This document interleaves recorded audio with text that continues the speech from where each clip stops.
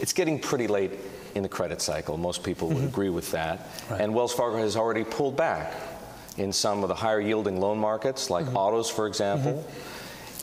How conservative, Tim, would you say your approach is to extending credit right now? Sure. I would say that it really hasn't changed a whole lot. I've been at this company for 30 years plus. It'll be 31 in August. I've been through a number of cycles while I've been here at the company. I think that's one of the hallmarks of Wells Fargo's success is how we manage credit. We tend to be more conservative than many of our competitors. I think that's one of the reasons that we're here.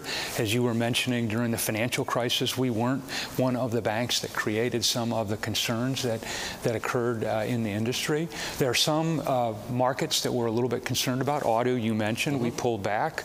I think we've pulled back enough, and now we're going to be growing that business again.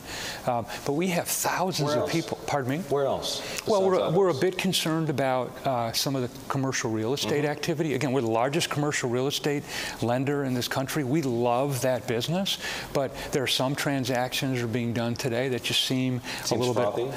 a little bit frothy, right? And again, I don't think anybody's smart enough, and I know I'm not smart enough to pick the point that credit turns, but you've got to be consistent in terms of how you manage credit, and you've got to be looking for signals.